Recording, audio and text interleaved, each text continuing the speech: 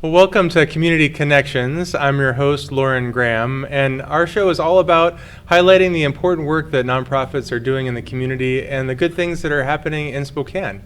And I have the privilege to have with us today as guests on our show, Dave Wall and Becky Wall with Union Gospel Mission. Dave is the Community Engagement Director, and Becky is Counselor and a Program Supervisor for Anna Ogden Hall. So welcome to the show. Good to be here. Thank you. Good to be here. Well, welcome. So good. And so, Becky, tell us a little bit more about your role at Anna Ogden Hall and what you're involved in there. Well, I really enjoy my work at Anna Ogden Hall, Loran. I'm the program supervisor, which means that I just kind of make sure things are running well. We have a counseling team of very awesome qualified counselors, and we do one-on-one counseling with the women who come through our program. So for those of you who don't know, Anna Ogden Hall is a residential recovery program. So we're faith-based and we're nonprofit. We are not a treatment facility, we're a recovery facility, and the difference is a treatment facility, we would do diagnoses, and we are a non-diagnostic facility.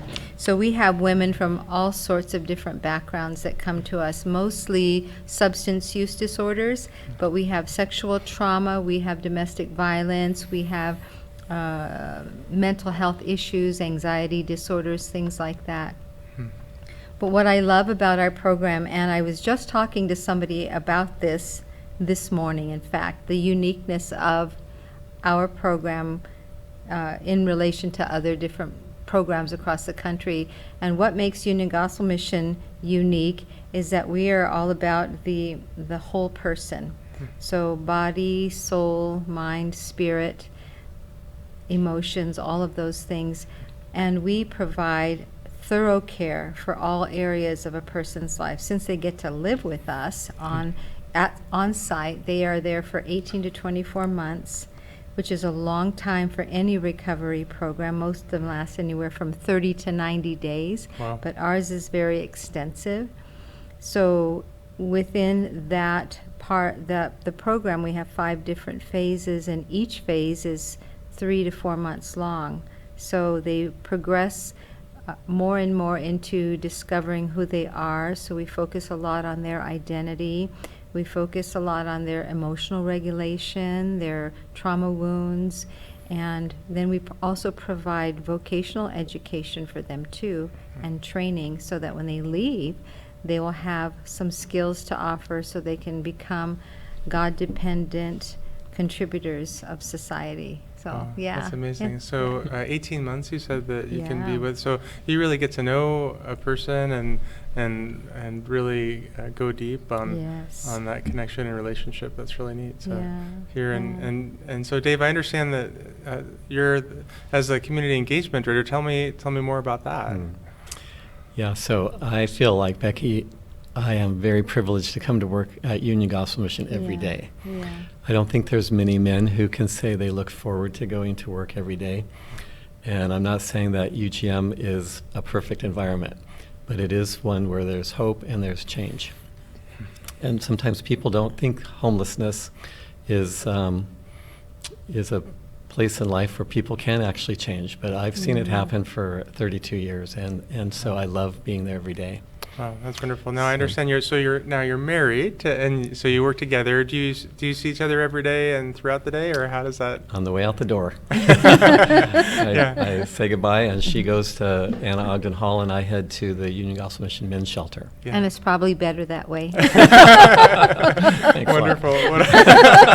Wonderful. Well, 32 years is a long time for anyone to work at long one time. organization, and Yeah. it's rare these days to see someone really dedicated like that. So tell me, how did that come to be? Let's rewind the clock 32 years and tell me, how did you come to be at UGM?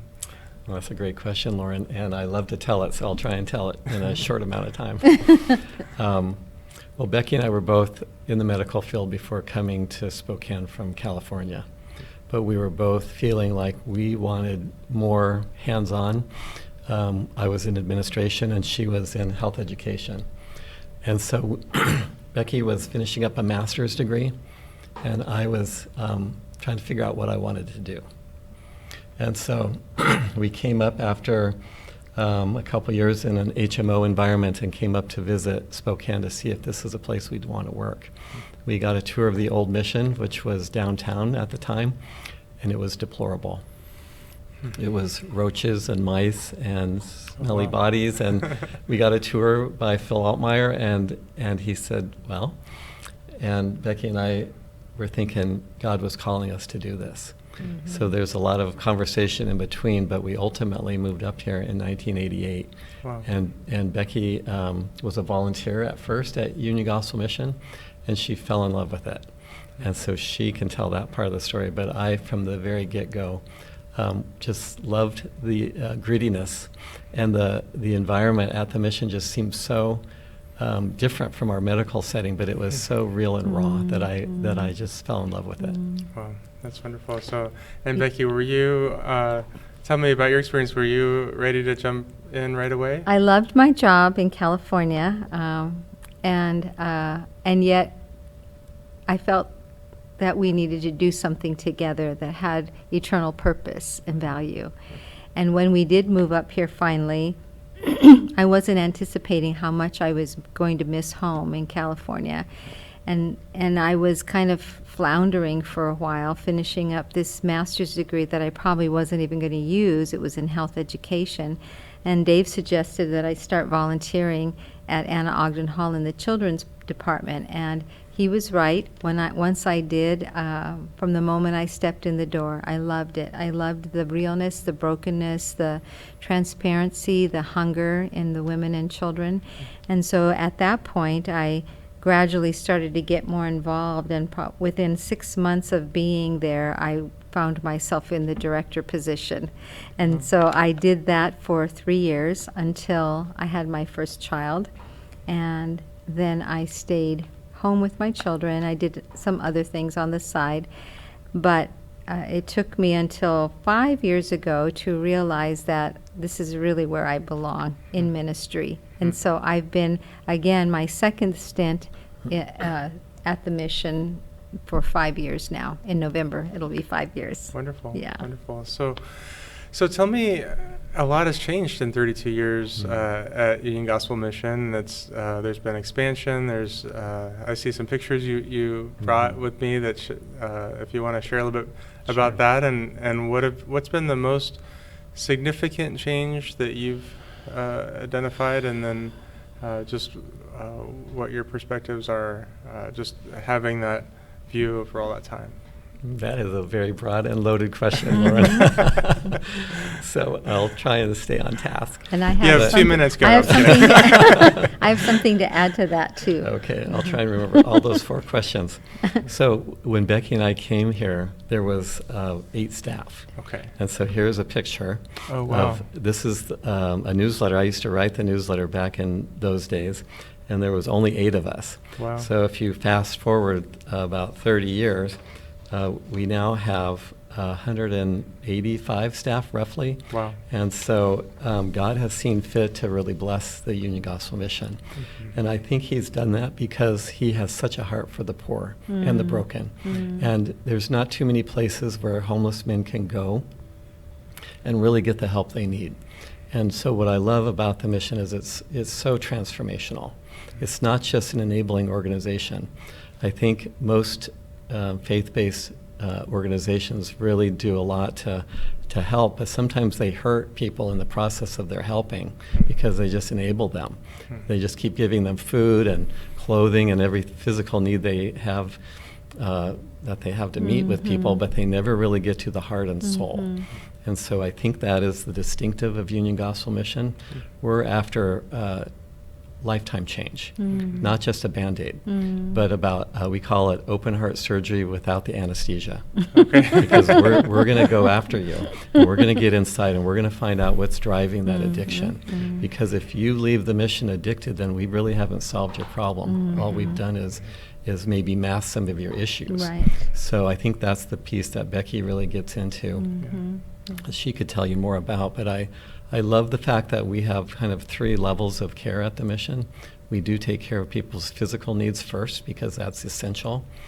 But after that, we move people into a recovery program that is, like Becky said earlier, it's 18 months, and it's free.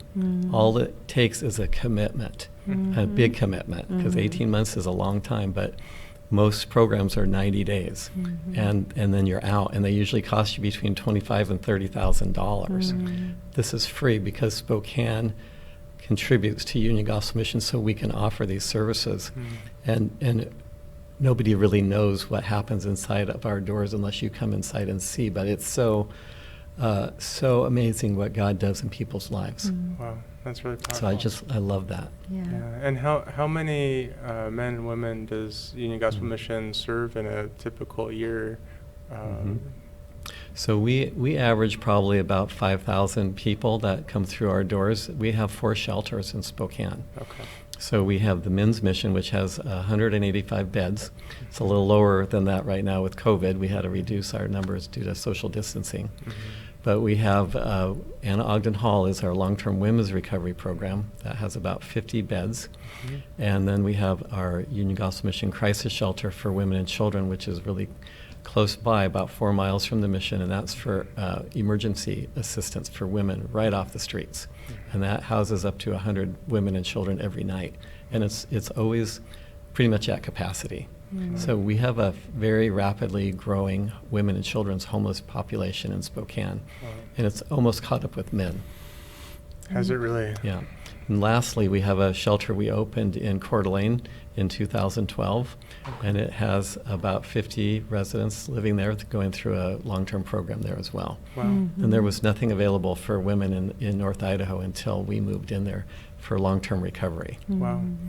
And does the mission keep in touch with the men and women that come through and graduate from the program? Yes, and that's a very good question, because that kind of is a distinctive for our program as well as others, because we have an aftercare program that we are very intentional about staying in contact with our women and children and our men who've gone through the program.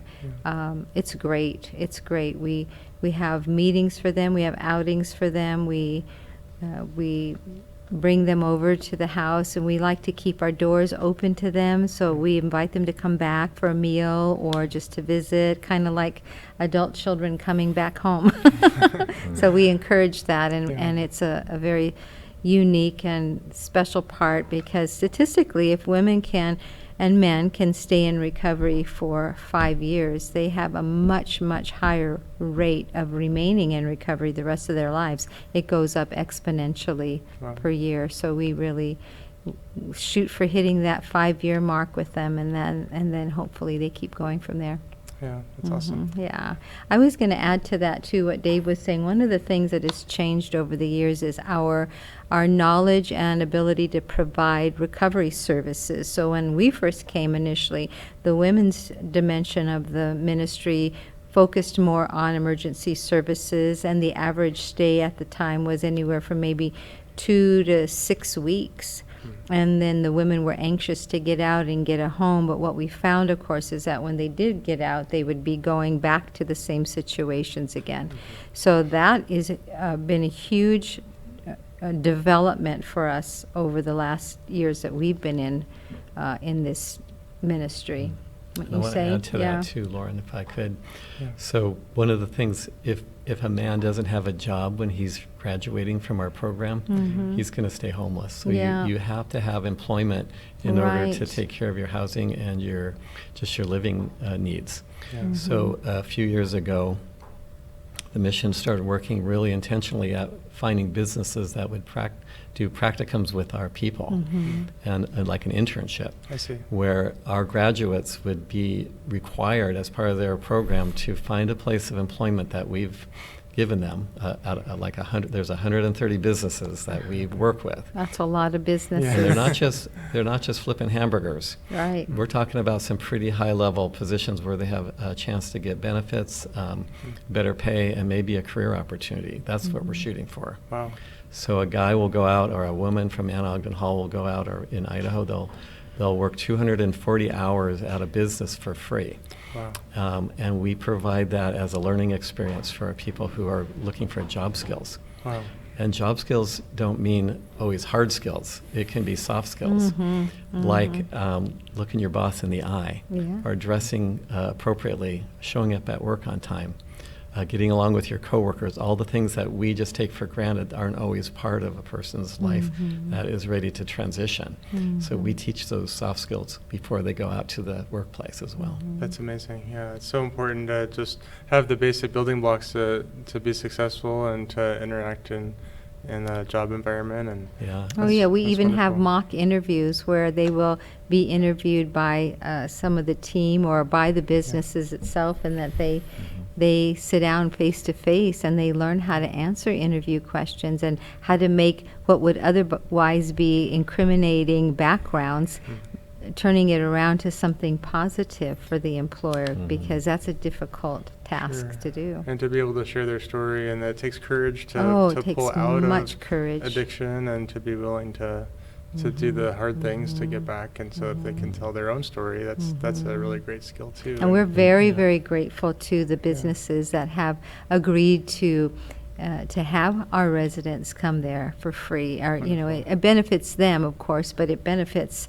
us quite a bit. And it is kind of a hands-on position for them to be in, to kind of monitor and supervise. Yeah. So can I add one more thought to that, please, Loran, real quick? Yeah. It would be a bummer if I missed saying this, but we have social enterprises as well that we opened a few years ago. The first one being our thrift store. And while that may not sound like a big deal, but it really has given, for example, unemployable women who have felonies a chance to go to work. And maybe they just want their kids back and they don't want to go to Anna Ogden Hall, but they just need a job when they get out of jail or prison. And maybe CPS is requiring them to have housing or some type of employment before they can get their children back to them. So who's going to hire a man or woman with a felony?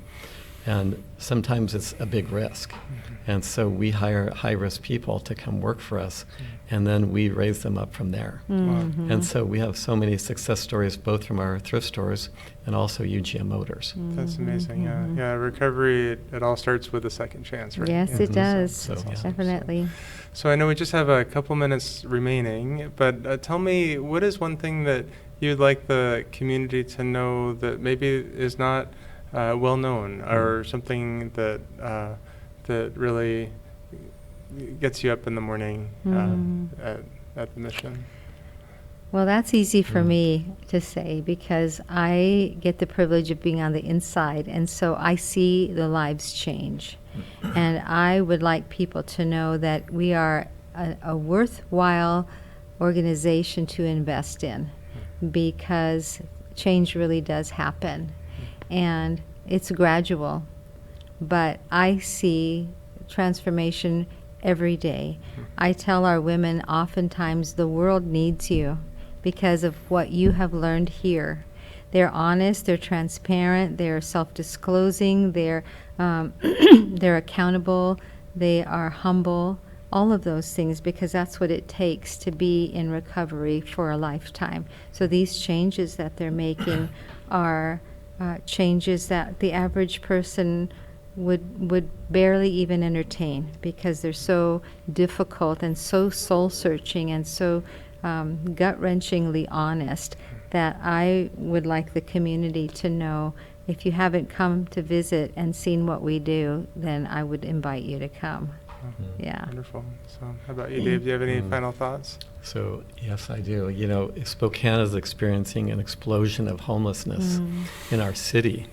And it's so rampant that people can easily get discouraged by the enormity of the problem in our town.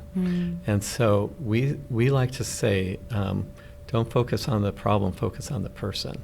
Because when you get caught up in looking at all the homelessness downtown, you get very discouraged. But we like to take a person and see that each person is worth understanding. But we judge what we don't understand.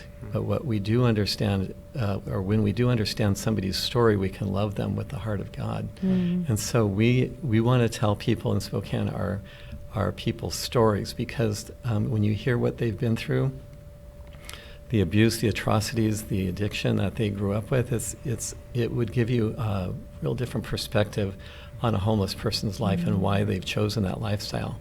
And sometimes it's very hard to get out of homelessness because you don't believe that you can do it.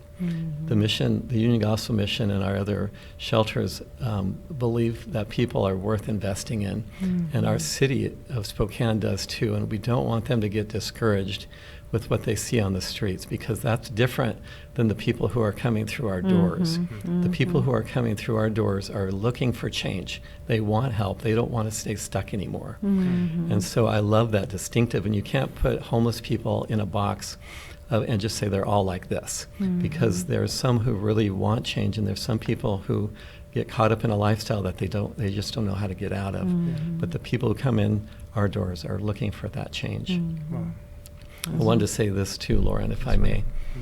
We've had great leadership at the Union Gospel Mission for over 65 years, since 1952, and we've had solid men and women on our board. We've had an incredible executive director in Phil Altmeyer, who's provided this continuation of great leadership over the time that Becky and I have been privileged to serve there. And it's a place of high integrity. And we've seen it, and I have to say it's an incredibly reliable place to give to. And Becky and I contribute not only our time and our lives, but our financial resources as well, because we so believe in it. That's wonderful. Yeah. Well, thank you so much for sharing your stories, and thank you for the amazing work that you're doing, just that transformation. And I love what you said, just understanding, not looking at the problem, looking at the individual and understanding, and it's a beautiful picture. So thank you. So we're out of time, but I just wanted to thank you for joining us, and look forward to our next Community Connections. Next time you go for your morning coffee or want to grab a quick bite with a friend, consider stopping by Christ Kitchen. They're a great local nonprofit that does job training for women dealing with homelessness, poverty, or addiction. They offer catering, food trucks, a full-service cafe, gift baskets, and lots more. Everything you purchase from them goes directly back into paying the wages of their workers who create all their products. If you're looking to shop local, this is a great business to support this holiday season. They're located close by at 2410 North Monroe Street and are open Tuesday through Friday from 10 a.m. to 5 p.m. Give them a call at 509-325-4343 or visit christkitchen.org. Managing finances can be complex. At Loran Graham Company, we're a team of certified financial planners helping clients pursue financial freedom in retirement, live generously, and seek to make a positive impact in the world through faith-based investing. Loran Graham, CEO and President, is an LPL financial advisor. He's also a published author and nationally recognized leader in the field of faith-based investing. Visit our website today at lorangraham.com to request an initial consult at no cost or future obligation, and learn how you can become part of a growing movement of investors who want to align their investments with biblical values.